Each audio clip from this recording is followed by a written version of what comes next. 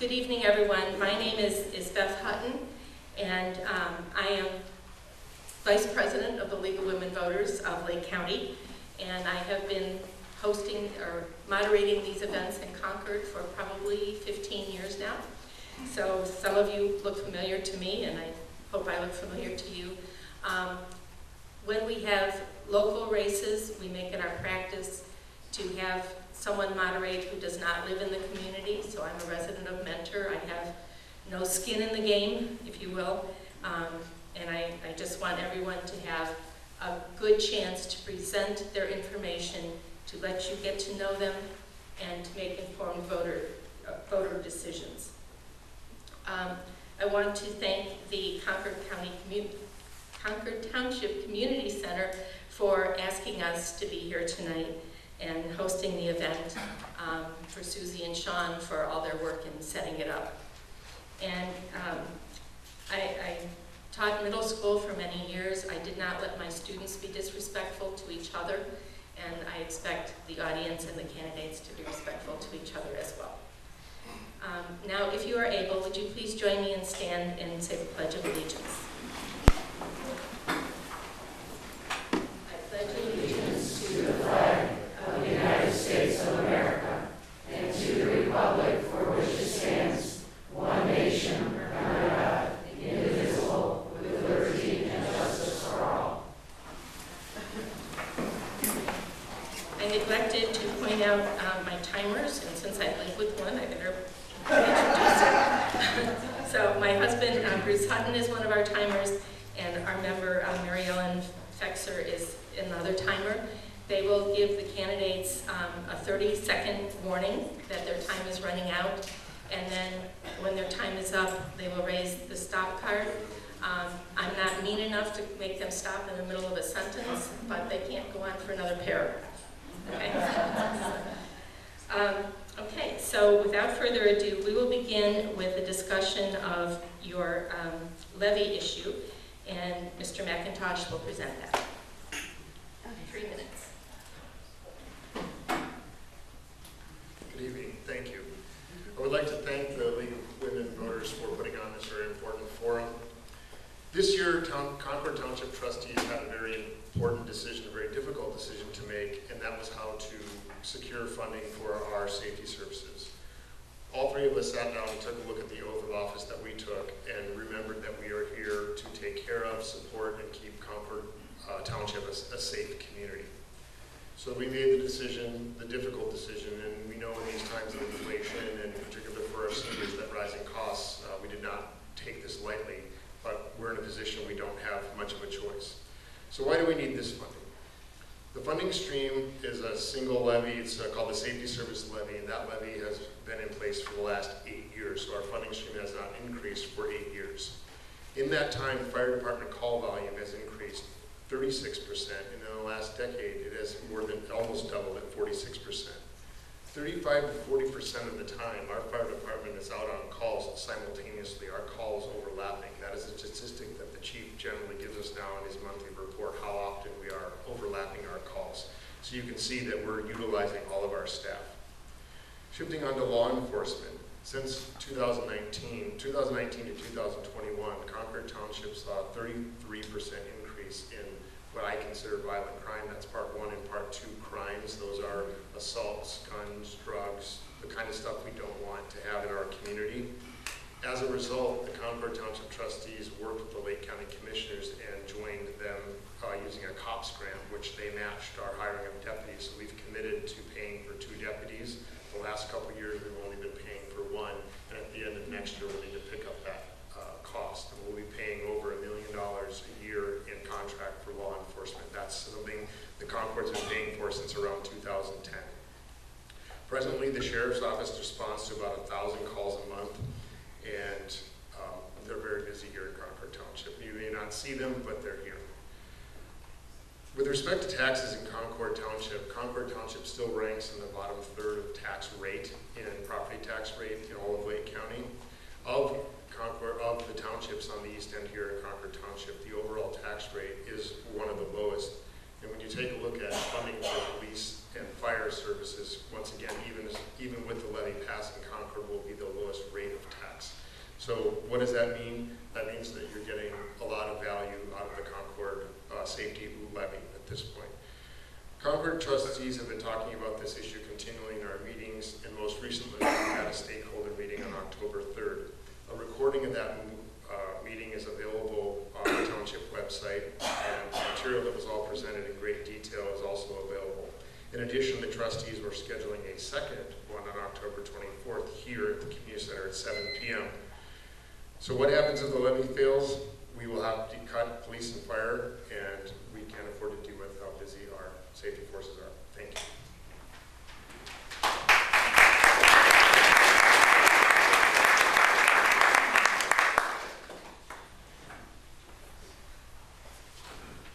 I also neglected to say we do have a box for questions in the back. It's by Susie. And if you would like to ask questions for these two gentlemen or about the levy, please put it in, your question in the next 15 minutes or so. And then we'll move on to school board candidates. Since both of our candidates here tonight for township positions do not have their opponent here, or in Mr. McIntosh's case, he does not have an opponent, they will each get 3 minutes and no rebuttal time because there's nobody to rebut. So I'm going to let Mr. Morgan speak to you. He is running for trustee. Good evening. When I first became an elected official in Concord Township, it was one of the more proud accomplishments in my life, and I was very excited to be a leader in this community. And while I have served the last 4 years, the prestige of that in my mind has sort of worn off, and my focus has really become the residents in this community, and it's become very apparent how much I care about this community. I didn't run because I'm looking for other offices. I didn't run because I'm pursuing other issues or politics. I care about this community. I've lived here for half of my life, and I'm truly blessed to share that role in Township Trustee with Amy Lucci and Carl Dondorfer. And I'm very grateful for the opportunity to continue serving this community for another 4 years. In the last 4 years, we've accomplished quite a great bit. In 2019, when I was campaigning, the #1 question I had was, when are we getting a grocery store? Well, I'm proud to say that in 2021, we were able to welcome Lucky's to Concord Township, and I'm proud to be part of the leadership team that helped get that completed.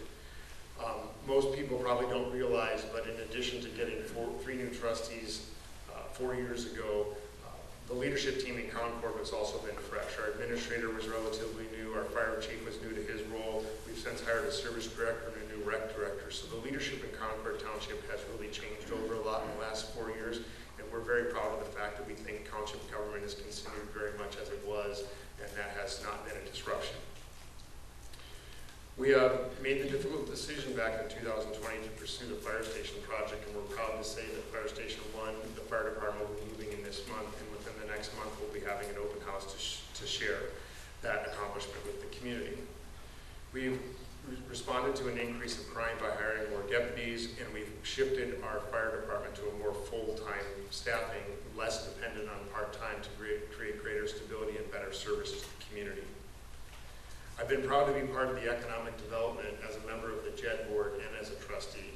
We have successfully recruited businesses to voluntarily join our JED, which helps support the tax base here at Concord and brings employment and greater economic vitality to Concord.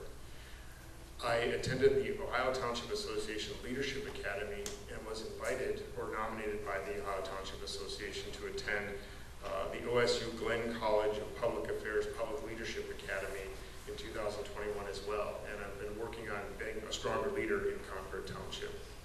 So what is next in the next 4 years is to continue the responsible leadership that we have undertaken in Concord Township, to maintain sound fiscal stewardship of tax dollar, to continue economic development, to complete the fire station project by building Station 2, and I've been elected for the last 2 years as the president of the Lake County Township Association, which has got me to advocate on behalf of all townships, but in particular Concord Township, to prosper a strong working relationship with Lake County and the commissioners. Thank you for your time this evening.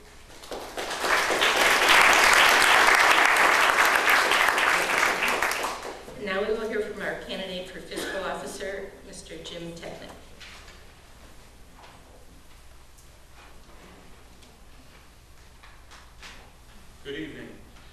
Before I begin, I want to thank the League of Women Voters for inviting me to speak to you this evening. My name is Jim Technip, and I am the Fiscal Officer for Concord Township. It is an honor to serve the Concord residents, and I'm asking you to vote to retain me as your Fiscal Officer in this year's November general election. I was appointed by the Township trustees on December 1st of last year, following the untimely passing of Concord Fiscal Officer Amy Dawson.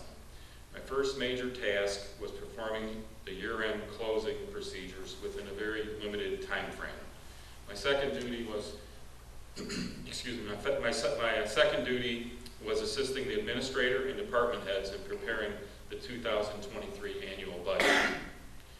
I was able to accomplish these by drawing upon my fiscal officer experience. Prior to having been appointed Concord Fiscal Officer, I spent more than 30 years providing service to local governments in various capacities, including more than 20 years as Fiscal Officer and Finance Director for several communities in Northeast Ohio. My education includes a bachelor's degree in economics. I earned my Certified Financial Planning, or CFP designation, and held a Series 7 stockbroker's license while working as a financial planner with the Cleveland Financial Group. My municipal finance career began after being elected part-time clerk treasurer and fiscal officer for the village of Lakeline. While serving Lakeline residents, I also served as full-time finance director for several communities in Lake and Cuyahoga counties. As the fiscal officer of Concord, I have all the fiscal responsibility of the township, including safekeeping the township assets, paying bills, processing payrolls, and receiving revenue as it is distributed in the township. I am also the liaison with the Lake County Auditor's Office, State of Ohio Auditor's Office, and Ohio Treasurer's Office. In addition to these responsibilities, I enjoy interacting with the residents, assisting with the planning of the Joint Economic Development District, otherwise known as JED, which Morgan spoke of, and helping the department heads apply for grants and lobbying for more equitable distribution of our local government funds for the Concord Township. And keeping the Concord, and also keeping Concord safe by sufficiently funding and staffing our safety forces and first responders. Furthermore, I will continue to protect the township's assets while providing fiscal integrity and financial transparency to the residents of Concord. Finally, as the incumbent fiscal officer of Concord Township, along with my extensive experience with local government and financial management, I look forward to continuing to serve you as Concord's fiscal officer. Your voting confidence to retain me in the November election will enable me to continue providing Concord residents with honest, transparent, trustworthy financial reporting and guidance during these challenging and uncertain economic times. Thank you.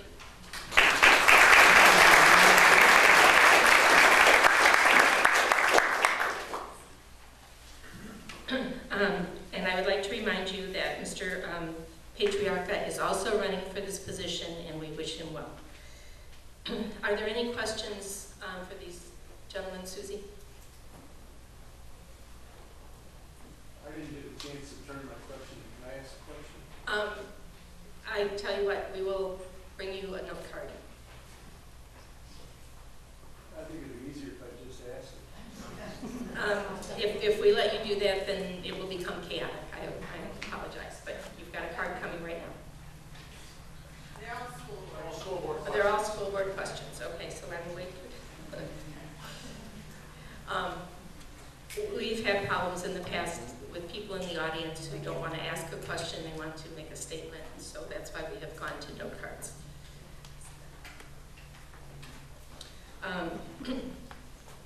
Excuse me, I'm sure that you all realize that early voting has begun, so anytime from tomorrow until November 7th, you can vote in person at the Board of Elections. You can ask for an absentee ballot if that would work better for you, or you can wait until November 7th and vote in person at your precinct.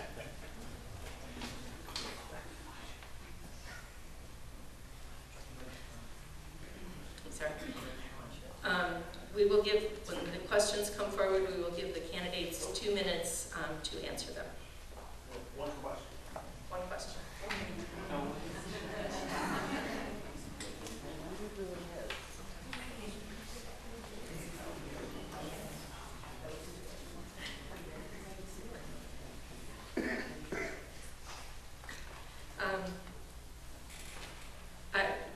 This may be because I'm not from Concord, I'm having trouble reading it. What happened to the ARA 900,000 and The 1 million jet. okay, the funds? And so that would be for Mr. Technic or for both Morgan. gentlemen? For Morgan. Mr. Morgan. Technic's too new. So for a little background, I believe you're asking the ARP, the American Rescue Plan Fund. So Concord Township received two tranches totaling about $900,000 of American Rescue Plan money, and the JED, which is a taxing district, tax businesses kind of in this area. It's not all the businesses. It's kind of complicated. If you have questions, I explain that later. Who gets in, who's not. But we collect payroll tax, and it's a little bit extra tax. It supplants Concord Township's financial operations. The JED brings in around $800,000 or $900,000 a year. That's to what Mr. Patterson's referring. As far as the American Rescue Plan, we started a process with that. Originally, the plan had guardrails on it about what you could spend. It was really designed for infrastructure, and so that's what Concord Township is headed down the path. We used some of that money here to put in sewers to the community center, and we're doing 2 water lines that are completing water line loops here in Concord Township. There's no way, heck, we'd ever have the money to do that. It's several hundred thousands of dollars. We're working with Painesville City Water. That also brings water service, helps fire department, ISO ratings, better response time, that sort of thing. So that we've used some of the ARPA money to pay for the sheriff's contract, and so that's the lion's share of what it is. That is one-time money. CARES Act money and ARPA money have supported the township budget and some of this safety stuff, but they're temporary, and that is running out. As far as the JED goes, the JED has been used for some of the support services in constructing Station 1, and we have been using JED dollars, but JED dollars were never intended to support 100% safety services, and we do need to have the utility of those funds for general use across the township. And so even if we were to rely on JED funds within another year or two, we need more in the levy, so it would never sustain it long term.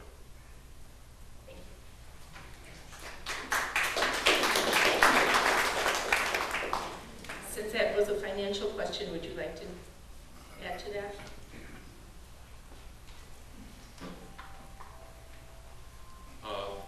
I think Morgan did a fine job with that. It was a 2-minute rebuttal, and I'll leave it right there. And if you had any more questions, I can answer them on that.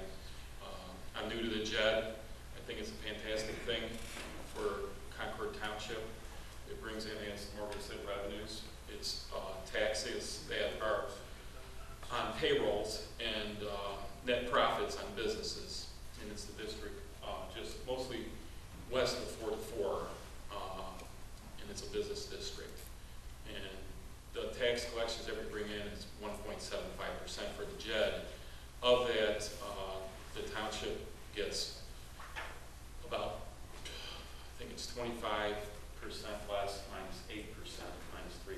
So it's, we get about 1.25% of that amount, and it was very helpful. I work for cities and other local governments, and the mainstay of our funding and resources was from, as everybody knows, RETA and Cleveland Central Collection Agency collecting income tax. So our only income tax that we can collect on payroll and net profits is in that JED district. So it's very important. Most townships don't have that. So I'm thankful for the forefathers of our township to institute that, along with the city of Painesville.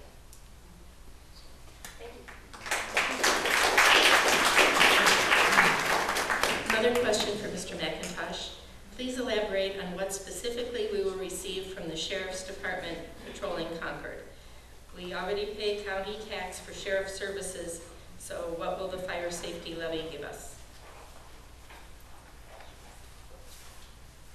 So in 2016, the former Board of Trustees took one of the fire levies and took a policing levy and put them into one levy. So that's why you have one fire, there was two fire levies and a police levy. Okay, it's a little weird. So now we have one super levy, I call it. It's the safety service levy, and a smaller levy that is a fire operations levy. So the majority of a big chunk of our safety services is coming from that. Financing is coming from that levy. So it's both police and fire. We pay for salary and benefits for both. I count 100% of the contract as human costs for the sheriff's department, and about 80% of our budget is all people. It's salary and benefits and the policing contract with the Lake County Sheriffs. The rate that we pay includes equipment rates, so we're paying a small fee on a per deputy basis for the squad car, for the equipment, for the training. So it's not the deputy's salary. When you hear a contract rate, the last rate we're paying for a contract is $134,000. It's not the deputy's salary. There's a bunch of things that go into that. So what we were doing is that in 2010, the sheriff of the county committed to having 12 road patrol deputies, and if the townships wanted anybody more, they had to pay for them. So Concord paid for a number of deputies and then incrementally increased them. This latest deal that our board has agreed to will have 9 deputies assigned to this area for patrol. That's not 9 in a shift, that's just 9 as a rotating deal. The idea is that at any point we'll have 2 deputies in Concord Township to respond to our calls. And of course, if there's something bad, the surrounding communities will get mutual aid, so the Painesville Township Guard can come in and support us and so forth. Painesville Township is increasing their share of patrol. Perry's adding theirs, all part of responding to a crime increase. It does go back, whoever wrote the question does bring up the proverbial question about what the sheriff should be providing, what the county should be providing, and what Concord pays for. I can take questions about that at a sidebar later. Thank you.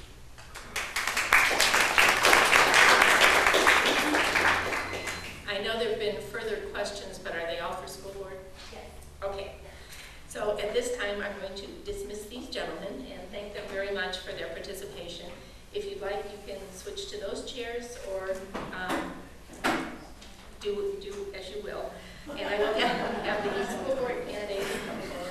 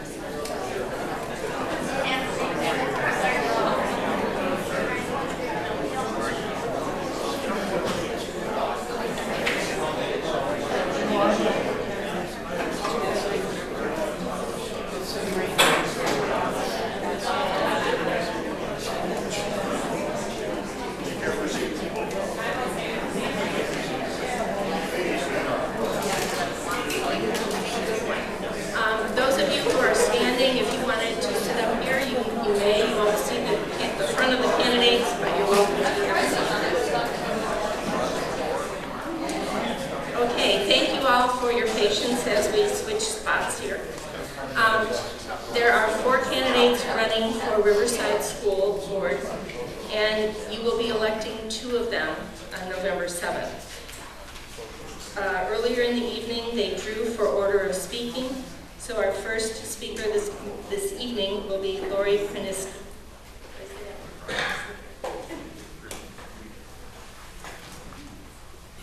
Hi, good evening, and thank you for coming out tonight. It's a really beautiful night out there, but I appreciate everybody being here to talk about the Board of Education. My name is Lori Priniski, and I am a current member of the Board of Education, and I am the active Board of Education President. I'd like to start with a little bit about myself personally and kind of what got me here. My husband and I are the proud parents of a senior and a freshman in our district, and they've always been my inspiration to jump in and to get involved. I started volunteering at an early part of their education by becoming the PTO treasurer for Leroy and then the PTO president for Leroy. I've also served our district as the co-chair of our kids committee, and I've also served the district as a chairperson for our district PTA. In addition to serving in the district, I've also served outside of the district. I volunteered for many activities within our youth sports when my kids were in sports. And I also have served as a committee chair of the BSA Troop 62. I've always had a heart to be a part of my kids' lives and to serve our kids in our district and our families. On a more professional note, my 26 years of experience at Progressive Insurance has taught me has prepared me pretty well for the role of a board member. I've had multiple positions at Progressive, and I'm currently a director of business systems. My experience there has provided me with strong business acumen, and it also has given me an attitude to embrace disagreement and to make sure that we're working together and collaborating to solve problems and to make sure we're reaching our goals. Both my volunteer experience and my professional experience have helped me transition to a Board of Education position in 2020. In 2020 and 2021, I served as the chair of our policy committee, and then I also served as a member of our finance and personnel committee. In 2022, I was nominated by the board to be president of the Board of Education. One of the board members commented that in the 2 years that Lori has been on the board, she has proven herself to be an insightful board member. My nomination for board president was accepted and approved by all current board members in 2022, and then again in 2023. My experience on the board has given me a real strong understanding of the board and district operations and the district goals. As we move forward, I think it's important for us to continue to focus on what the district needs are and not political agendas. In 2022, the Board of Education approved a new strategic plan. The plan represents the perspective of many people in the community. It's important for us to continue to work to bring that plan to fruition. Over the past year, the district has been working on a new facility plan. It'll be very important for us to get that facility plan completed and to start working on our facilities because there's updates that need to be made. As we work to meet our goals that have been established in both the strategic plan and our facilities plan, we will also need to look for ways to generate additional funds to support our district. I promise to engage and to listen and to make sure that we are looking for those funds. I have the experience and the skills, and I ask for your vote here in November. Thank you.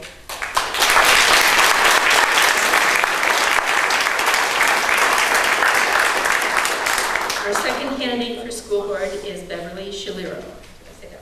Yes, thank you very much.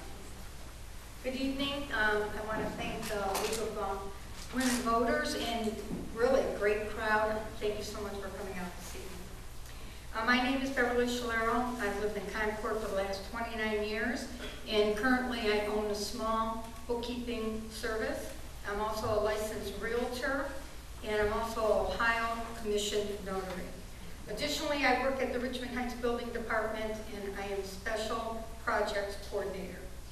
My educational background includes a master's in public administration, a bachelor's in political science, certificates in paralegal studies, and certificates in general and accounting business accounting.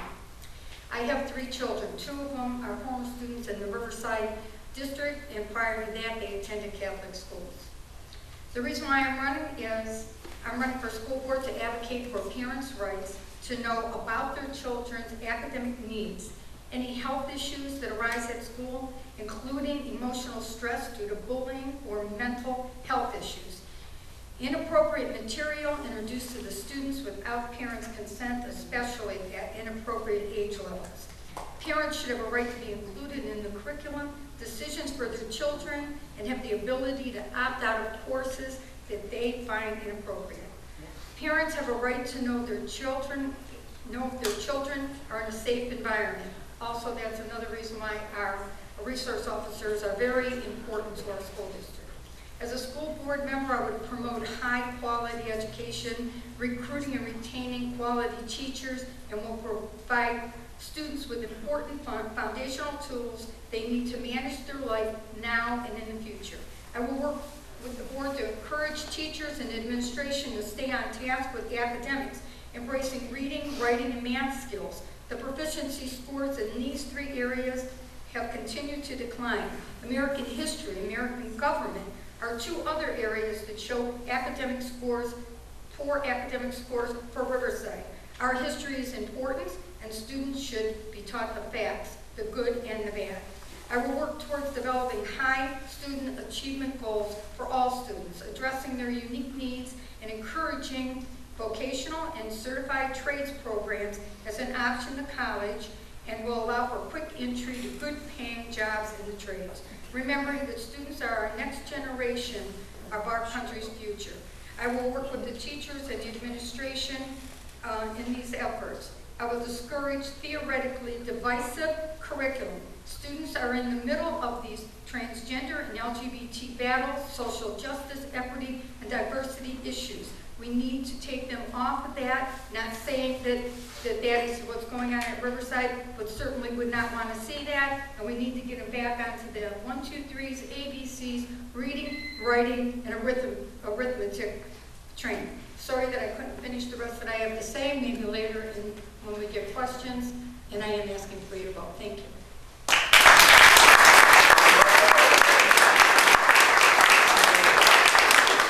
The third candidate for school board is Denise Brewster.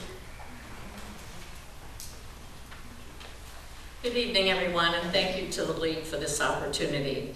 My name is Denise Brewster, and I am really excited about the possibilities that exist to elevate the educational opportunities for students in the Riverside School District. I have lived in the district for 52 years, and I'm familiar with Riverside's educational performance and facilities. I retired from education with 42 years of experience as an elementary teacher and principal in Lake, Geauga, and Cuyahoga County. As a graduate of Lake Erie College, I started my teaching career at Madison Avenue Elementary in Painesville Township. Early on, I earned a master's degree from John Carroll University in Educational Administration. And for 12 years, I taught at various grade levels at Concord Elementary, Hale Road School, and at Haddon in the gifted program. The opportunity came to move to my first principal's position at Leroy Elementary, and I continued to live by my belief that everything I do was in the best interest of children. I worked hard to provide the training and materials teachers needed to do the best job in the classroom. In every setting, I worked closely with staff to improve student performance. I wrote and was awarded over $100,000 in grants from corporations, foundations, and educational institutions to fund vital programming and equipment. I also had the opportunity to work in Southie Lyndhurst schools and learn many ways to serve the diverse needs of students. While there, our Parent-Teacher Association was recognized as a top PTA in the state of Ohio. During my 17 years at West Geauga schools, our school was consistently recognized by the state of Ohio as a school of distinction for outstanding academic achievement on state testing for all 17 years. Currently, Riverside has a solid foundation, but we need to hone in on the student test data to determine what is working and what needs improvement. There is work to be done to improve student performance as evidenced by the low scores on yearly state test results. Our new superintendent, who happens to be here this evening, Dr. Chris Rotino, spent 5 years in the Shaker schools utilizing test data in this fashion. He has a skill set to get the ball rolling. As a board member with an educational background, I can certainly assist the school board's role in the process of providing the best education for our students. We simply cannot underserve our students by standing by and accepting substandard results. Riverside can do better. I am ready for the challenge. There are 2 open seats to this board, and I hope you will support me on November 7th. Thank you.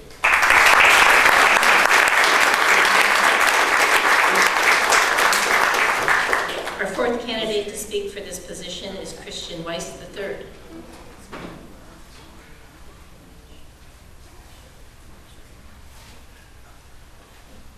Good evening. Thank you for having me here, and thank you to the League of Women Voters.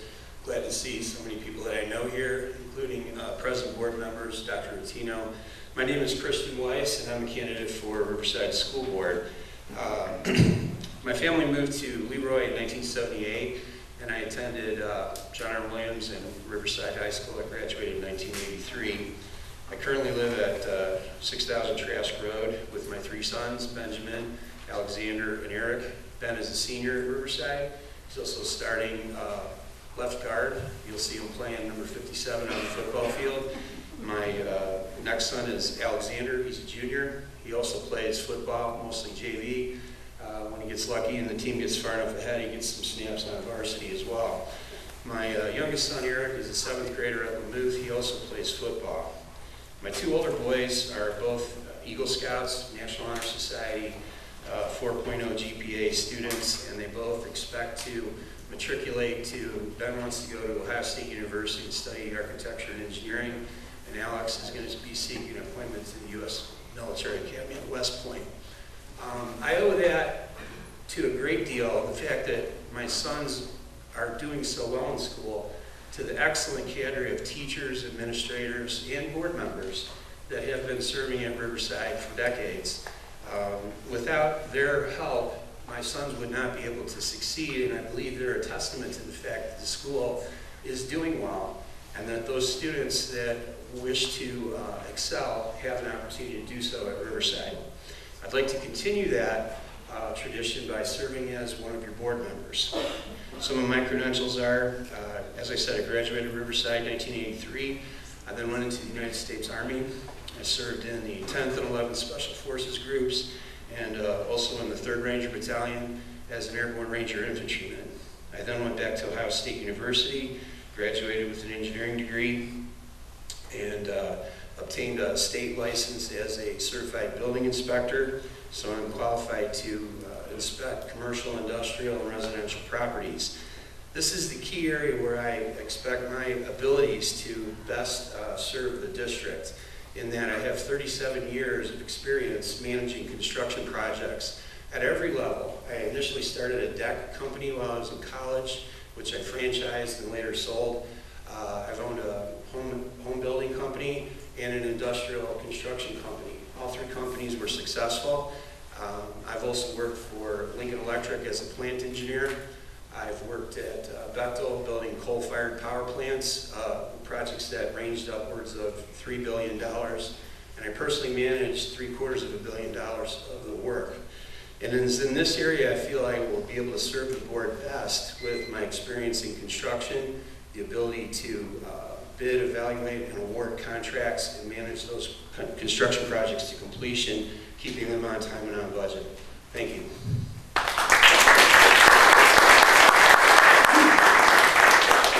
Now, each of the 4 candidates will have 2 minutes for rebuttal in the same order. So, Mrs. Kroniski.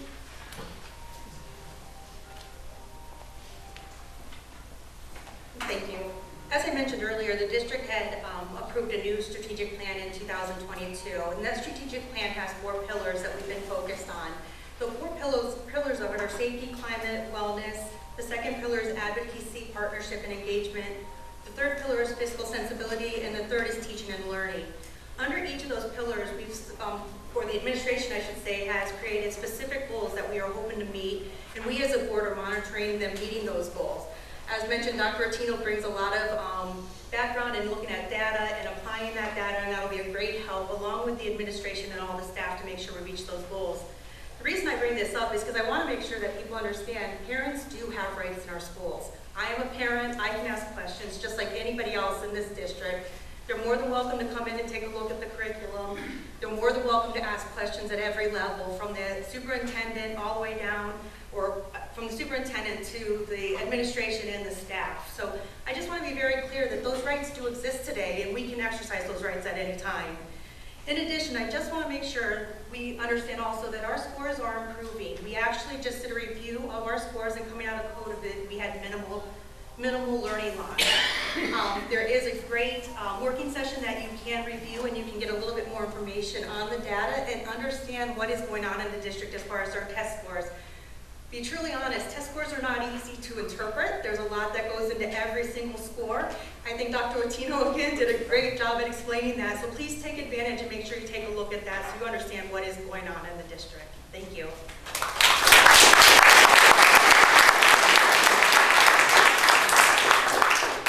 Mrs. Shalero, you also have 2 minutes.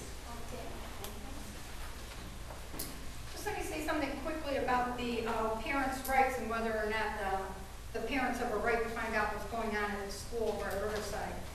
Maybe if they call and they ask, they might be able to get all the answers that they're looking for.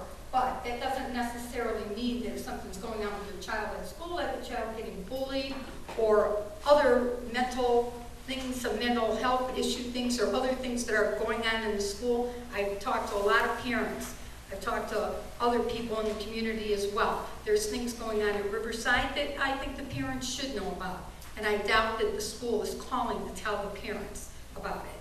So that, I just want to get cleared up with that. As far as the test scores go and being able to decipher them, from what I understand from a meeting that I was at, was there's going to be some professional development people that are going to be teaching our teachers how to break down the data.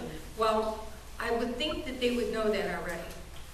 Instead of us having to pay for some more professional development, that they should know they're the ones that turn in information along with our administration. That's how we get our test scores, and that's how the state decides whether or not we are moving forward proficiently with our students. Now, if we have kids that can't read, we have about 30% of the kids that can't read and can't write to math. We have 50 percentile in the math division.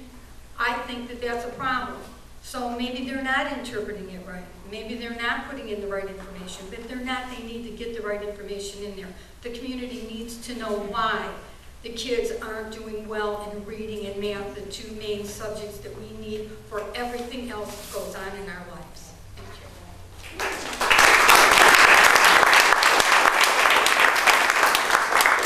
Mrs. Brewster, you have 2 minutes.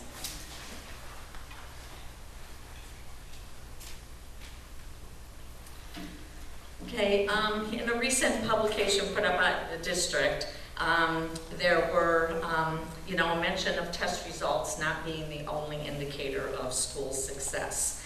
But unfortunately, in the state of Ohio, there's over 600 districts, and that is the common measure for all schools and how you're doing. And there are high-performing school districts out there, and within the Lake County school area, Kirtland has been consistently high in their test results. In Geauga, West Geauga schools. In Cuyahoga, I can name Rocky River, you can go to Chagrin, you can go to Orange, Solon. Here's the difference. You have to ask yourself, what are the high-performing school districts doing that Riverside is not? It takes a concentrated effort by the district administrators to seek out best practices in those districts. Kirtland's right here. What are they doing? Why are our math scores so low that when an honor student graduates from Riverside and they enter college, they have to take a remedial math class? That's unacceptable. We need to do better. I know we can do better. And with the new superintendent, is the perfect time to set a new direction to change what is not working and move forward with new board members who can be part of the solution. Mr.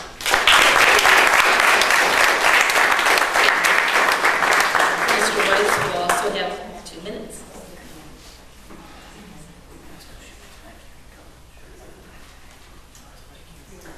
Thank you. Further to what I was saying before, I'm also an advocate for improving the test scores, the academics in school, expanding curriculum. Those things pretty much go without saying. What I said about my sons earlier, I put that forth as an example that when the students are well motivated by their families and they come to school with a good work ethic, the curriculum is there. My sons have taken many AP courses and honors courses, and they are ready to compete with students anywhere in the world for any kind of position in the student body of any university that they may choose to go to. So again, I would continue to advocate those things. The other thing I would like to bring to bear here is working on expanding on school-to-job programs. Not every student is going to be college-bound, okay?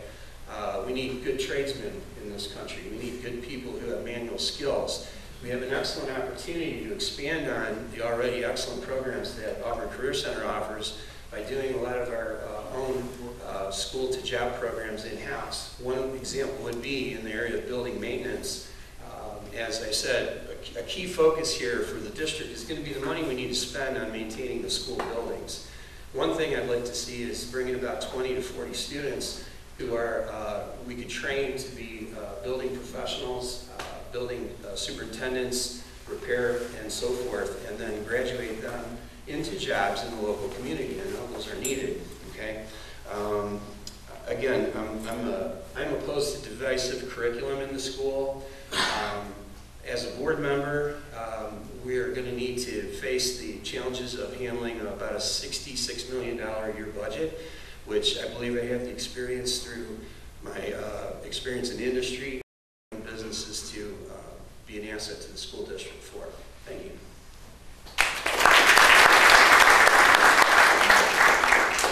We have some questions coming up. At this point, I'm going to let the candidates stay seated, and we'll pass this hand mic around. That way, you don't have to be dancing over each other all the time. Okay. Okay. I'm going to mix them up and turn them upside down so that I don't see, because I know we're not going to have time for every one of these questions. So I don't want anybody to say, well, you didn't pick mine. Well, somebody else didn't get picked too. So, thank you. Okay. And we will begin with Mr. Weiss. I will have them pass the microphone toward me and across this time. This says, many candidates talk about what is wrong with the school system. Name at least one thing that Riverside School District is doing well. 2 minutes. As I said, what I believe the school district is doing well is we have an excellent cadre of teachers and administrators and even board members, okay? I believe I can work in harmony with the board members if I'm elected to the board to achieve the goals that the school needs, the things that you as taxpayers, parents, and voters expect of us, okay? I do think the school is doing well in academics, okay? Test scores, of course, are important, and I'd like to see them go up, but I'm trying not to repeat myself 3 times, but my own sons and their achievements in their academics proves to me that the opportunity, the quality of opportunity is there for any student who's willing to go after it. I also believe that parent involvement is critical to this. It takes a village to raise a child. So as a board member, I will try to maintain an outreach to the parents to look at the students that are at risk, particularly looking at the students that whose test scores are low, okay? Find out why that is happening, okay? And work with the family to try to get that student engaged, to find out what it is that sparks their interest so that they can be successful in our society. Thank you.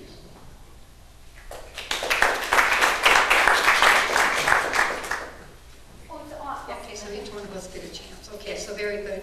So I'm sure that there's a lot of things that are really great about the Riverside School District. We have a really good community. We have good schools.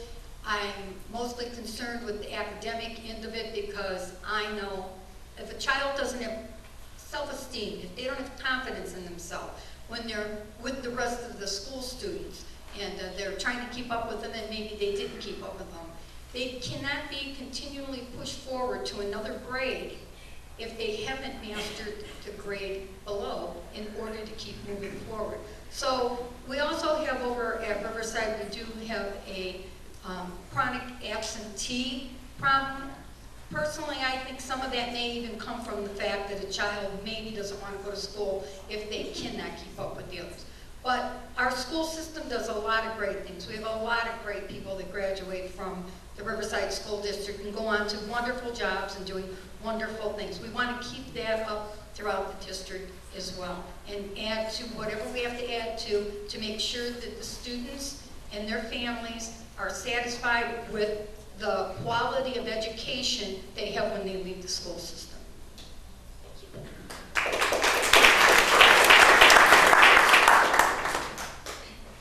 I love this question, so I'm glad somebody asked it. lot of great things going on. So narrow down to one of the things I think I'm most proud about is, again, that we do have a brand new strategic plan. Our district has a focus, and we have administration and staff to really work and make that happen. Our staff and our administration, they are experts at what they do, and I think that they rally around our kids. They really try to make things great for them, and really that's what I think that we have going for us. You know, one community pursuing greatness, so thank you.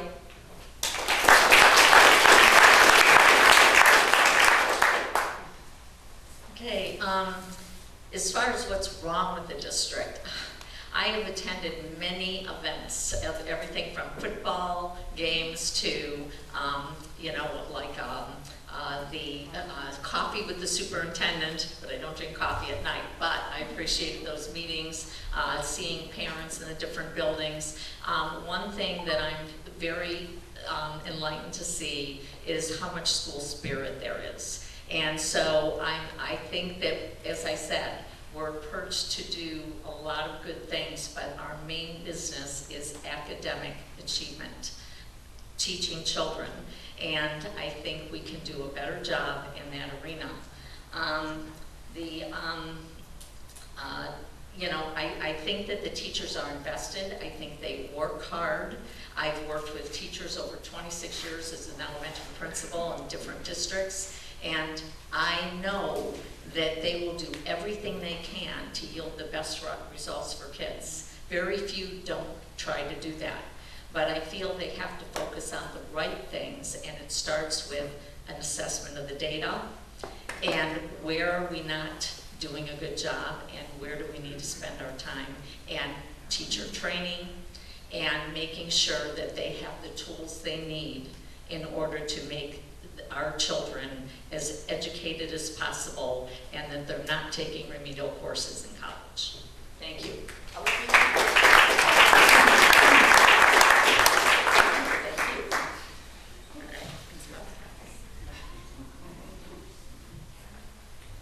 you. Okay, do you feel like social emotional learning should be implemented?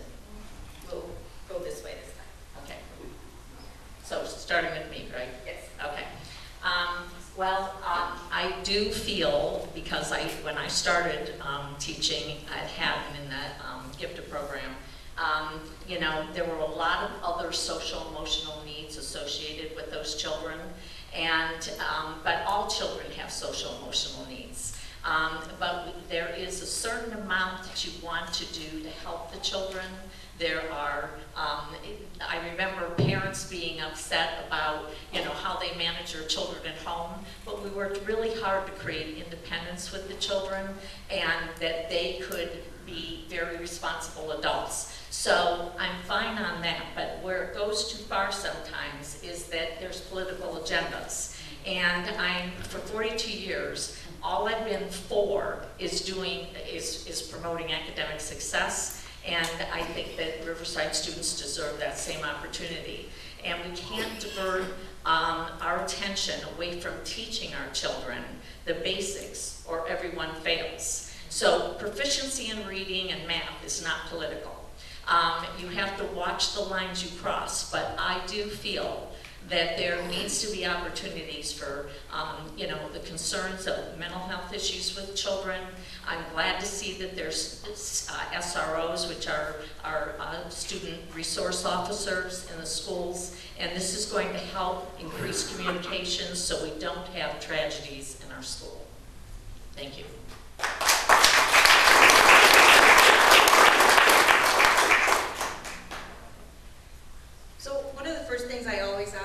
When they ask me about social emotional learning is what is their definition of it. And I'm really amazed when I get probably 8 different definitions, because everybody interprets it differently.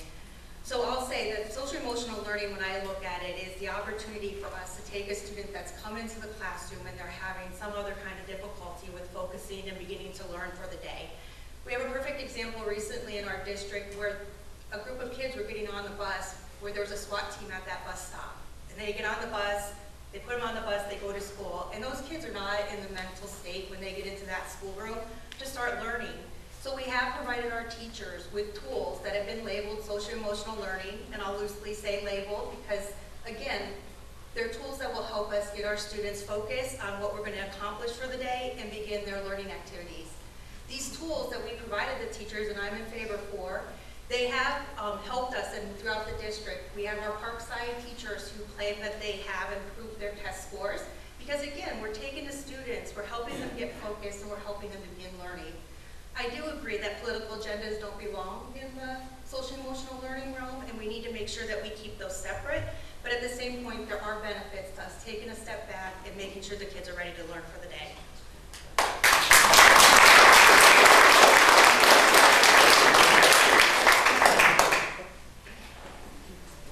I think that there's different aspects with the social emotional learning. First off, parents should be the ones bringing their kids up. There's so many phases that children go through, and we all went through them through our lives as well.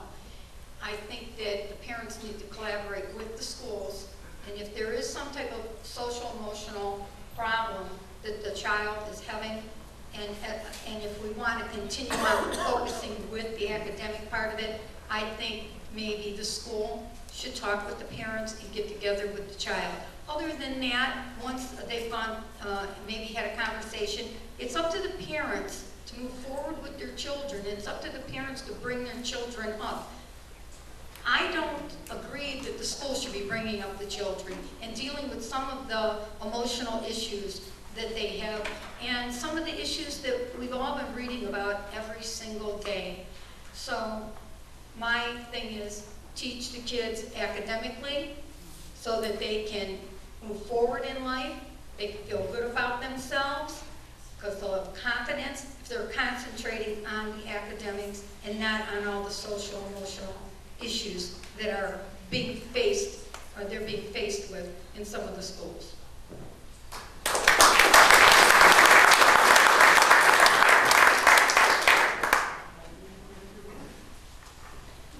Okay, social emotional learning.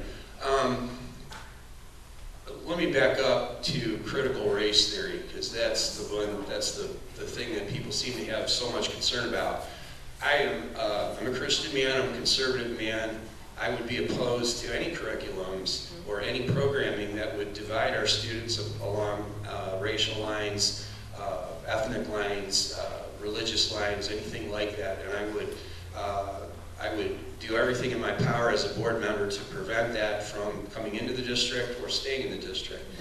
Social emotional learning, to some people's minds, is a derivative of critical race theory, and I think there's truth in that statement.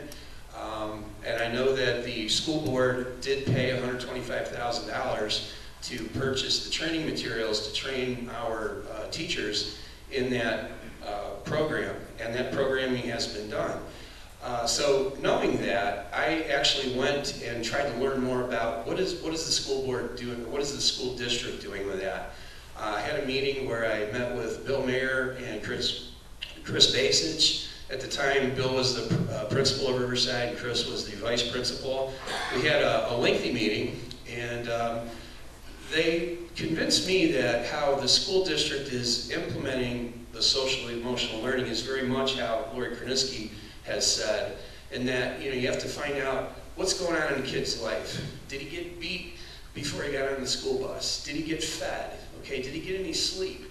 Did he have to sleep in his closet because somebody in the family was abusive? Okay, and I understand how getting to know the whole child, the whole person, is critical to getting them engaged in the learning process. Okay, I'm 100% in favor of doing that, while I'm 100% against dividing people along lines. I believe it is the parents' job to educate our students in religious values, moral values, political values, and so forth. I think the school district should stay out of that. Thank you.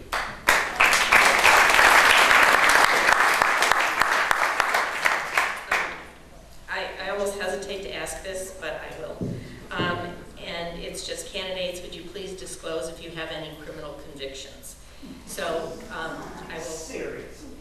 So I will just pass it to the left and then to the right. I'm glad that this question was asked because it gives me an opportunity to set the record straight here. Okay, my ex-husband years ago had a tax issue. into it because I had been married to him, okay, and became an innocent victim of his dishonesty and what he had done. I handled my issue and I moved forward in my life. That was 30 years ago. So yes, I did have that issue. Thank you. Mr. West? Thank you. Yeah. Okay. So in my past, I believe it was something like 22 years ago, I was operating 3 construction companies. Is this on? Can you hear me? Someone in that capacity of owning and operating these businesses, I had to file many documents, various places, the auditor's office, the recorder's office, the courthouses. Someone brought me a release of lien form that they had said they had executed. It was notarized, and it was brought into my office while my secretary was present. My secretary says, "You want me to take this up to the courthouse and file it?" And I said, "No, I'm heading up to Arby's for lunch. I'll go ahead and do that." So I did. A month later, the detectives from Painesville Police visited me and said, "The person whose name is on here claims that you forged his signature." The circumstances of the case went forward. I wound up pleading no contest to a misdemeanor. The charge was called uttering, which is when you file a false document. And again, I state I didn't create the document. I filed it not knowing it was fraudulent. One other thing, a couple years ago, I had taken my kids through the Dairy Queen drive-thru during COVID. I was recovering from a broken neck. I had been with my son's Explorer Scout troop teaching them how to do an Australian Ranger rappel. And at 56 years old, thinking that at 400 pounds I could run down the side of a cliff with a gun in my hand demonstrating how the Rangers do it, didn't take into account my own limitations, landed on my head, broke my C2 vertebrae. 2 weeks later, I had gotten off taking pain meds because I couldn't drive a car and take my kids back and forth to school. We went to a ball game. After the ball game, went and got an ice cream. The person at the drive-thru basically took the ice cream cone, jammed it in a cup upside down. Give me just 1 minute to finish this. And handed it to me. And when I called her out on it, I got a really surly response, a very disrespectful response. And who hasn't had a bad experience at a drive-thru? I managed to get the cone out of the cup, and I was frustrated. The ice cream fell in my lap. I tossed the cup, an empty paper cup, probably weighed 5 grams, through the window, and I departed, okay? Went around the corner, threw the ice cream out of my car onto the street because it was all in my lap, and a year after that, I came to find out that they pressed charges. And on that incident, I pled no contest to disorderly conduct. I'm not proud of having done that, okay? I learned a lesson. It was the most expensive ice cream cone I ever bought. $2,500 in legal fees. You know, again, I'm not hiding from it. I could have had my record expunged. I could have had the record sealed. It is what it is. If these are reasons why you don't feel that I should be your board member, then obviously you're not going to vote for me. I am asking for your vote on the merits of what I can do for the district, and I will work very hard to be the best board member I can be. Thank you. Sorry for going on. I don't have any criminal convictions.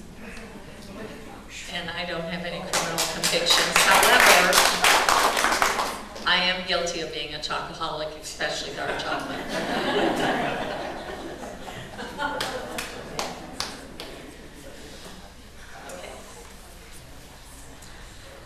Why are you running for school board? And if elected, what are your priorities? I will begin to my right.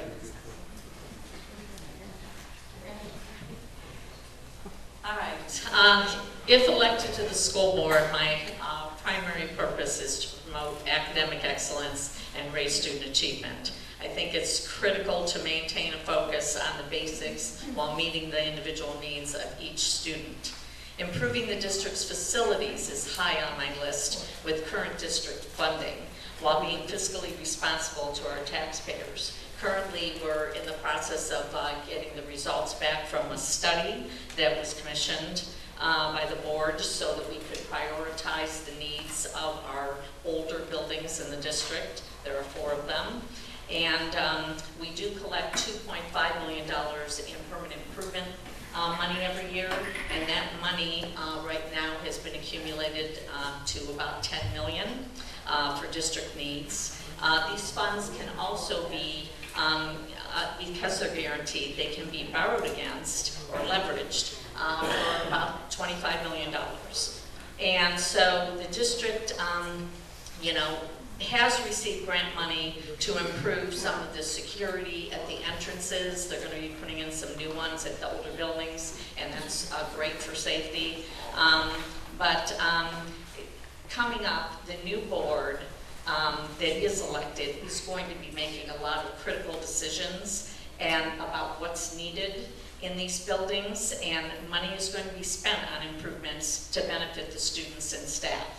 My last priority is creating more open communication among parents, school personnel, students, and community members. A recent survey was sent out, and it was only the parents and the teachers that answered it. So the school board, when I brought it to their attention, agreed we are going to be sending out a survey to all community members because you are the taxpayers. Thank you.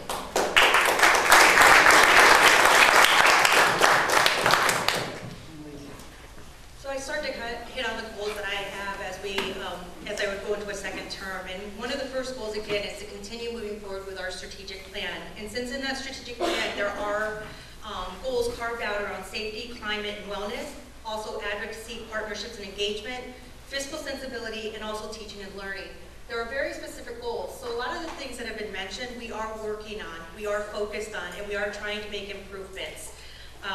The second thing, again, is the facilities plan. So it will be very important. All of our aging facilities need electrical, structural, they need a lot of updates. And it's going to be very important that we complete that facilities plan, figure out how we want to attack it, again, using the dollars that the school district has and making sure that we do what we can.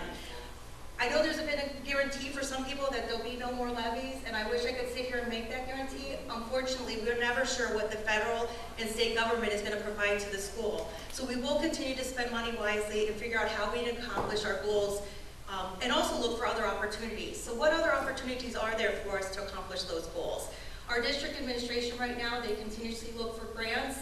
They look for opportunities to reduce our interest rates. They're always looking and being very responsible with the dollars that we have and making sure that we can stretch them to continue to make improvement in the district.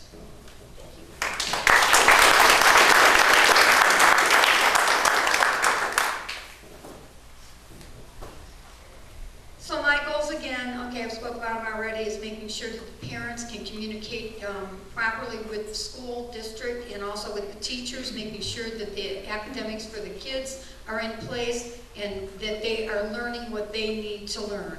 I'm also on board definitely for the safety of the kids in the schools with our resource officers. Would love to have that in the budget and willing to see that that gets paid for sure. Maintaining our facilities is very important, but also we have to be efficient about the way that we do it, and we have to have proper budgeting for it, and then we also have to have companies that come out and give us estimates that know what they're doing. As far as what Lori was saying about spending the money efficiently, $125,000 going for professional development for the social emotional learning program. I didn't think that was really efficient, and I also didn't think it was really efficient to spend $24,000 on getting some estimates done that basically they already had the information, same information that was given to the people that were hired to put that report together for the school. So I am a very fiscally conservative person. I've worked in accounting for many years. I know what it is to deal with priorities and spending. I know what it is they have to be responsible for payrolls to be paid out, and I know what it is to take care of priorities with the money that you have before you start spending money on things that are really not necessary. Thank you.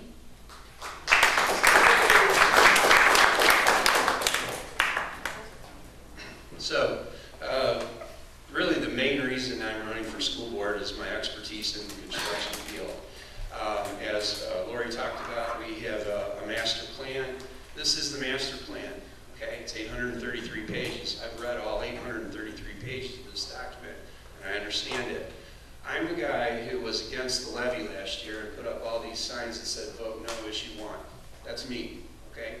I wasn't against this levy because I'm against the kids, quite the opposite. I was against the levy because I knew we were going to be coming into an inflationary cycle, supply chain issues. We have 6% increase in the prime interest rate over the last year, and it may still continue to go up. Wars in various parts of the world that the U.S. is getting dragged into. And I understood very well as a construction professional that last year was not the time to go out and bond $150 million to build a school district that, in my personal opinion, we don't need. The Riverside buildings, John R. and Riverside, are very robust Class A buildings built of brick and stone with a slate roof on much of it, okay? They can be repaired. I have a plan there's 82 classrooms at John R. and Riverside, okay? We can do an energy and comfort upgrade, which will cost about $14,000 per classroom, or about $1.2 million, which would provide new windows, new drop ceiling, change the fluorescent lights into LED, put ceiling fans in, and split phase 3-ton capacity heating and air conditioning units. Okay? Once that's done, and it could have been done this past school year, okay, we won't have to have heat days where we send our students home because it's too hot for our children, okay? These are the areas, and I actually did a plan. This is a book, 150 pages. I went in every space in John R. and Riverside, documented with over 5,000 pictures and 150 pages of metrics on it, and I gave that to the school board for free. Thank you. The next question is, how do candidates plan to keep politics and religion out of school board decisions? You know, as I said, I think, politics and religion, that's the purview of parents. That's your job, okay, to the extent you have children, grandchildren, whatever your family values are, okay? As a school board member, I hope you have high standards. I hope you have good morals and ethics and so forth. It's not my job to teach your kids how to do that, okay? And it's an insult to you that I would even think that I should try to do that, okay? I want to stay out of that. It is not the job of the school board to indoctrinate the students, okay? I believe in educating, not indoctrinating, and I will not surrender the children. Thank you.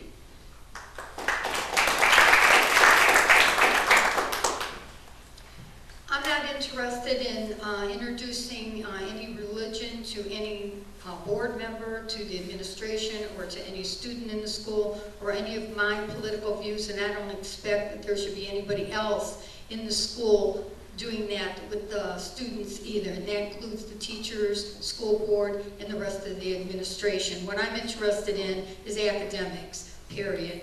Smart kids when they leave the school. I've been paying taxes in Concord for 29 years, lots of taxes. I'm not satisfied with the outcome of some of the students that leave our school. I'm not satisfied that there's almost 20% of the kids that have chronic absenteeism over at the school. I'm not satisfied with 30% of the kids not being able to read. I'm not satisfied with the 50% tile for the math classes. We need to concentrate on academics. I'm not worried about the politics. I'm not worried about the religion. The parents can take care of that in their own homes and deal with whatever faith they want to, or whatever political view they want to take.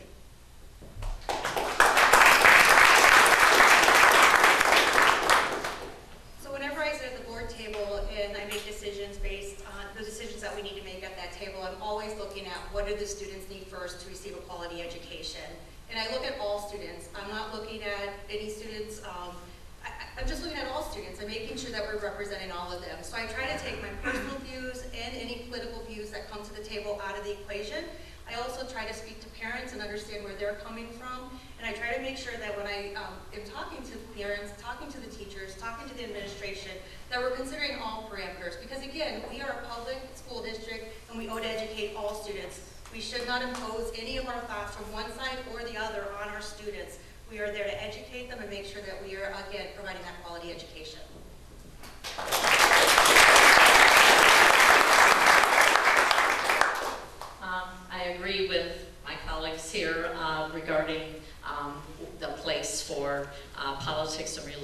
not being part of public education.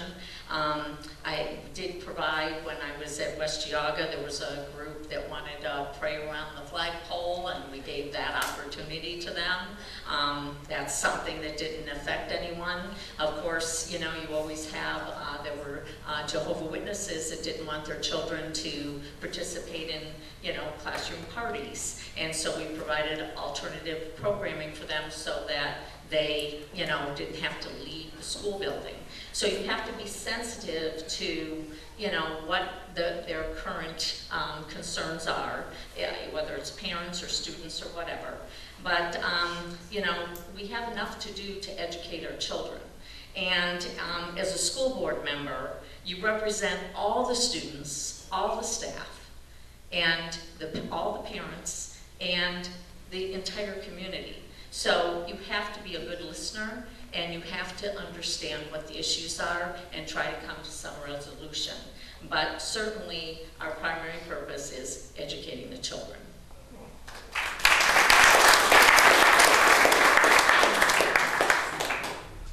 Our next question is, what will you do about improving building facilities? And I will begin with Mrs. Prince. Building facilities. So I might sound like a broken record, but again, we are in the process of developing a facilities plan. So there has been some studies that we're working on to understand where we start. One of the things we want to make sure of is what systems, what do we need to do immediately to make sure that our buildings are up and running and continue to run. We will then take a look at what do we need to do for other spaces, you know, for curriculum needs, or our district's growing. We just need more space in general, so we have to figure that out. So again, what I'm going to do to help figure out what we're going to do about facilities is to continue to work on that facilities plan, continue to collaborate with everybody to make sure we identify all the different perspectives and making sure that we're making great decisions for our district, because our facilities do need improvements.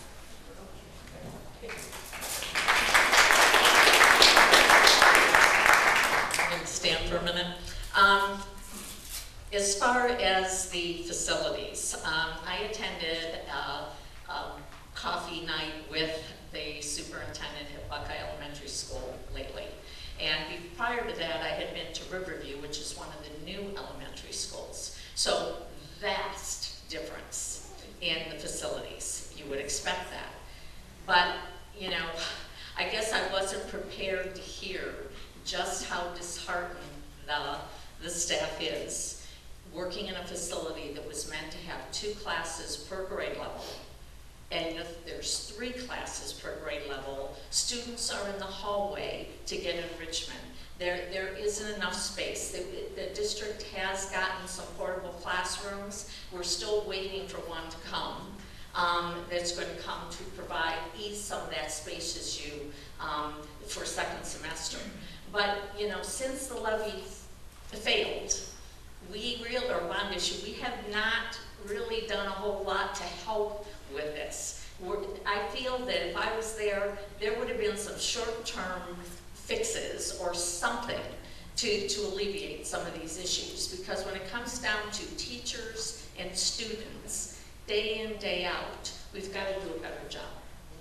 And I'm not about talking and studies. Yeah, it's great to have all that, but at some point you need to make some decisions and get it done.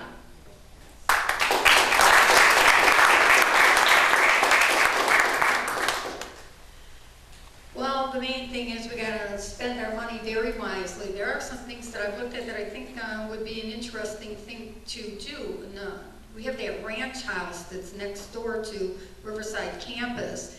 You have an area over there that can be used for other additional curriculum for the kids, whether it's a tech center or some other use of that area over there to add on to Riverside School.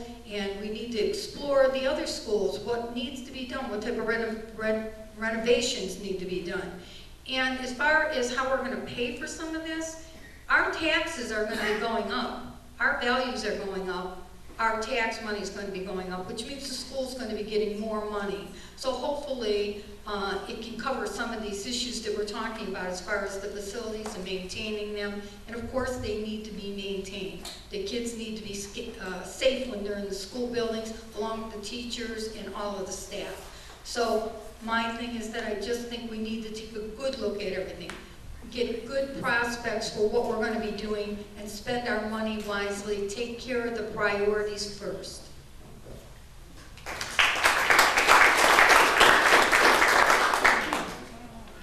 Well, I'll try not to be redundant, but this is my wheelhouse.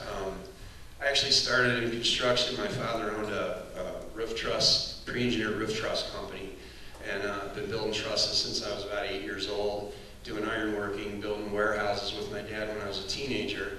So my dad violated every OSHA regulation in the book because I would be up on the steel spud bar and the iron together and putting it together. And that has continued throughout my entire adult life. But where I really shine is that I have been the guy who does the specification for bid, the bid, evaluation, and award of contract on contracts ranging up to $100 million in value. I have managed projects through to completion and then on through the warranty phase on industrial and commercial construction projects. Been doing this my entire adult life, okay? So this is the area where the school district needs a person with my skill set, okay? Without taking away from the other board members, they just don't have that skill set, okay? When I go on the tours of the schools, other board members are walking, they're taking the guided tour. And I'm paying attention to what they're taking in, okay? So we've had numerous consultants send reports. I've got a few of them here. Some of them are hundreds of pages long, okay? I can tell when the school board is looking at them that they don't fully understand the meat of what's in there. I do. And it's in this area that I can help the school district to get the best value for our construction dollar. Many of you aren't aware, some of you might not be aware, we have a permanent improvement levy that funds $2.75 million per year, and that money can only be used for maintenance, repair, and infrastructure, okay? That fund is up to about $8 million. About $1.5 million of it has been earmarked for a safety vestibule program across the schools, something I support as it increases the safety in the school district. But we can bond that money to come up with the funds necessary to do the major improvement projects. And I do not believe we will have to come to the voters for a levy to do this. And it's on that basis that I will not be voting to add a levy. Thank you.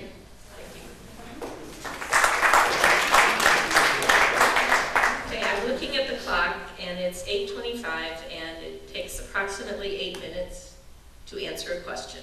So I'm going to say 2 more questions, and that will give you time to talk to the candidates a little bit as you leave the building, and we can be out of here by 9 o'clock, which is always my goal. Okay, our next question. I'd like to know where this data is that Beverly has said that 30% of kids can't read. This is not true. I'd also like to know what honor students need remedial math upon entering college, as Mrs. Brewster claims. If you go down to the Ohio Department of Education, you take a look at the scoring that is down there, you'll see that there's about 68% of the kids in 3rd grade are proficient in reading. So that's where I got the 30%. Sorry, it's 32. And what was the other question? The students going on... On the remedial thing, well, I can tell you for sure. Okay, they have to take remedial classes in math, in English, in reading, and so forth when they get into their first year over there at Lakeland Community College, is where I can speak to. Denise can probably speak to what she knows about. But yes, definitely. The kids, if they can't do the math now, and if they get pushed ahead, like those kids I was talking about in 3rd grade, that down at the Ohio Department of Education, where we have 68% of them that can read, but 100% of them were moved to the 4th grade. That doesn't make any sense to me.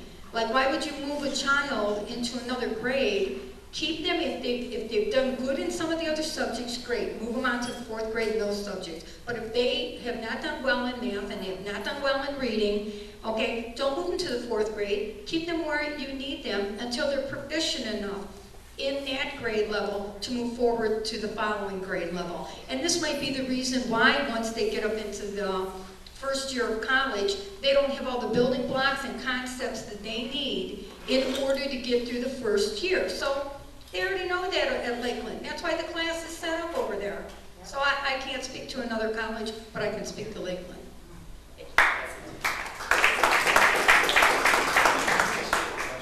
Sure, that's okay. I'd like to know where the data is that Beverly claims that 30% of kids can't read. I'd also like to know what honors students need remedial math upon entering college. Okay, I don't know about the 30% of kids that can't read. I don't think that that's a pervasive problem in the Riverside district at any level. Dr. Rattino could probably correct me on that, but to the extent that the kids are not reading well, again, my kids could read when they started the kindergarten. I taught them to read, okay? The parents have to be involved with their children. They have to support education and they have to drive them, okay? What was the other part of the question? Math, remedial math upon entering college. Okay. My sons have taken every AP and honors math course that Riverside offers, and they're getting 4s on the AP tests. I don't believe that students that are taking honors level courses and passing them are not able to pass the math test, the state test, or whatever test. I just don't think that that is the case. But if it is, okay, as a board member, I want to know about it, and I want to get involved to correct it. And I would work with Mrs. Malacker, the curriculum director, and the teachers involved, but I really feel that the root of it is with the parents, okay? I am an advocate for parent involvement.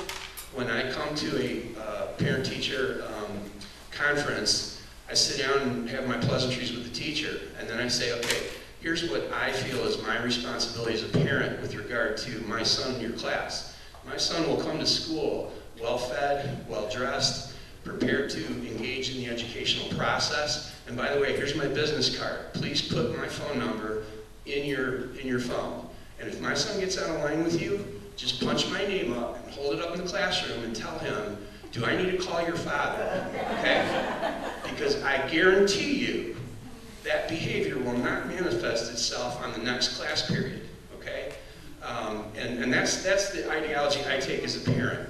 Now, I can't force parents to do that. I can encourage them, and I would encourage everyone to be involved in this process because the board alone cannot succeed, nor can the teachers succeed alone. We all have to work together. Thank you.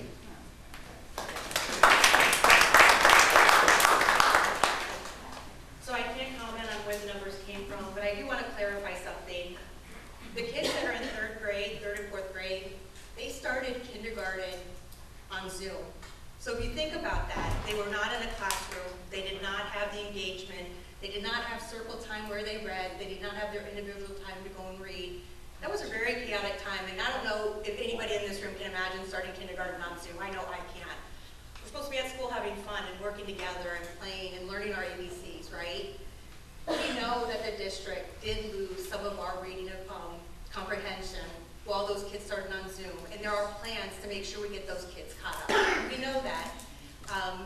I would say also is that parental involvement is very important. Our teachers send out emails, letters, whatever, to parents, asking for the parents to spend time reading with students. Let them sit on your lap. Let's read together. Reading just doesn't happen at school. It happens at home also. So parental involvement is very important. As far as math, and my son may talk to me on my way home, I have a senior in high school. He's taking CCP classes at Lakeland. He is not in remedial math. He is thriving at Lakeland. He is doing a very good job. And I believe there's other kids in this district that are doing the same thing. As juniors, seniors, taking those classes and thriving. So the fact that those numbers or that idea just comes from Lakeland, it's not every kid. And I don't know that there's any statistics that show us exactly what that percentage is. So, thank you.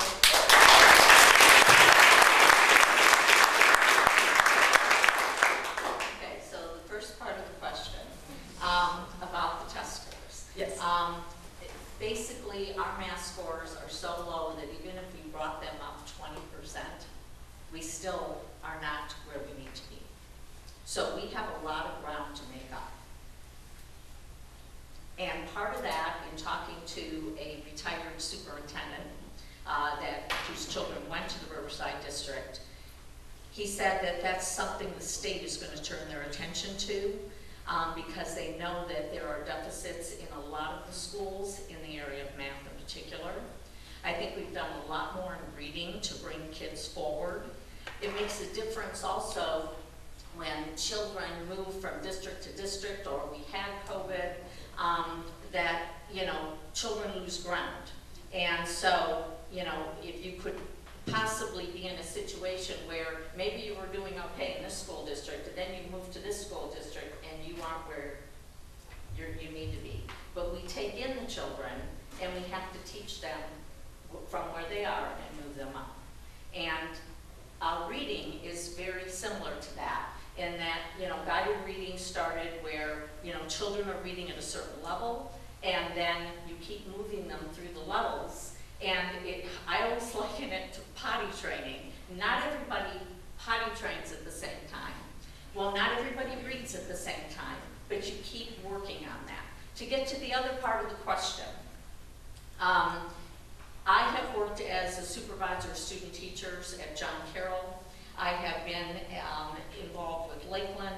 I have a granddaughter who goes to Kent, and I know that it's typical that they need some remedial math classes coming in the door.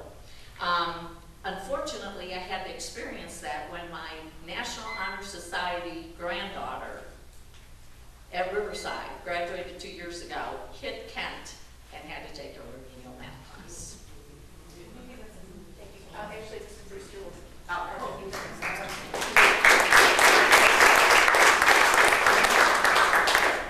Okay, what is your position on any material in the schools containing sexual and hate language? Plain and simple, it does not belong in the schools. I feel that, you know, students are there to learn. We have a lot to teach to be successful adults. If parents want to have those conversations or that kind of education at home, that's their business. But we are a public school, and that's not where we should turn our attention.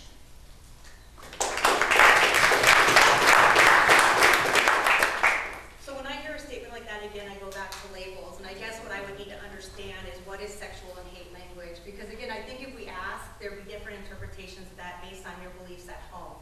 So the first thing I would definitely do is if a parent comes to me and starts talking about anything that's in the district that they believe contains that language, is start to ask what is the book and to take a look at it and to understand what is in that book. I definitely believe that all reading material needs to be age appropriate. So of course, that you'll give to a kindergartner or an eighth grader that you won't give to a kindergartner. We need to make sure that our materials are age appropriate. And again, we need to understand that we are educating all the kids in the district, and everybody's purview of what is acceptable, what is not acceptable is different. So working together, understanding that, make sure we put restrictions on what some kids can check out, what some kids can't, I think is very important. But again, when there's a definition of, I forget what it was. Sexual and hate language. Sexual and hate language. I guess I would first want to understand what does the person mean by that? Bring that to us. Let us look at it, just let us work at it as a district so we can make sure we're doing the right thing. Thank you.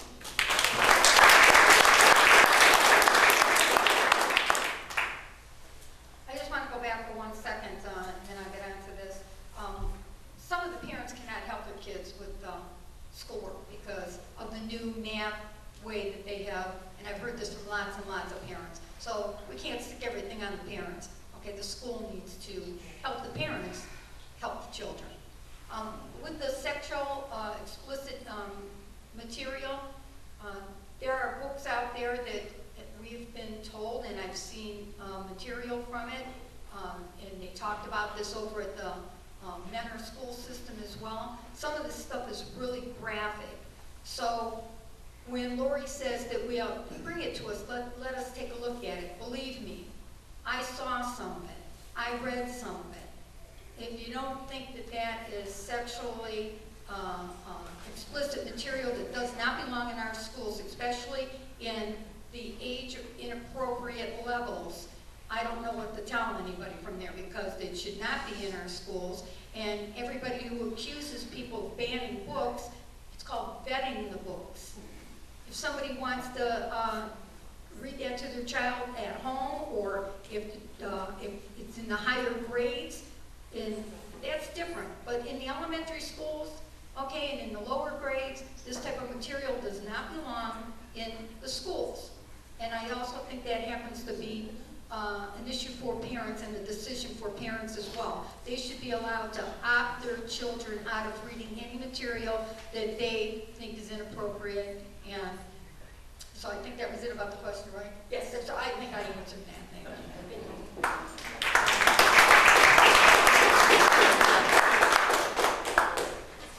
you. Okay, sexually explicit materials. You know, we don't let kids bring Hustler magazine, Playboy, Penthouse to school. But I know we're more talking about sexually explicit materials, about sexuality, graphic depictions of sexual acts and things like that. I don't think books like that have any place in the district, and absolutely not in the elementary or junior high school. I'm not a book burner, okay? I've read Mein Kampf, and I've read the Communist Manifesto. It didn't turn me into a Nazi, nor did it turn me into a communist.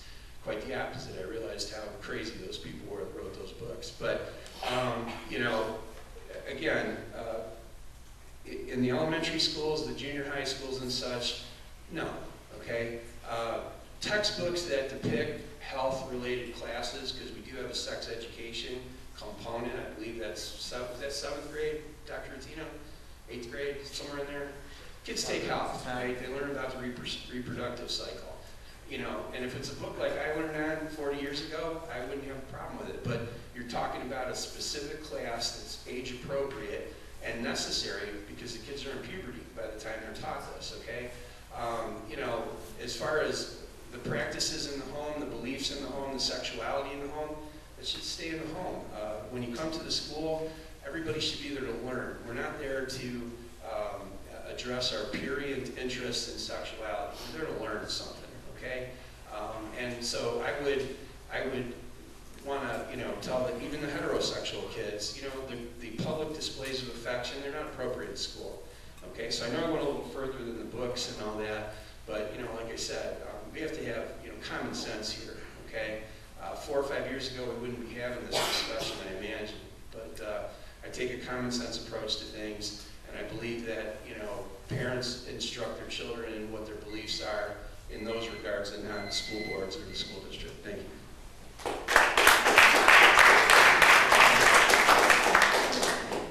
At this point, I would like to thank the audience for being so respectful of everyone, and to thank all of the candidates for giving us their time tonight, for treating each other with respect, even when their opinions differed. I'm thanking all of you for being informed voters, both people here and at home, and don't forget to vote. Thank you very much.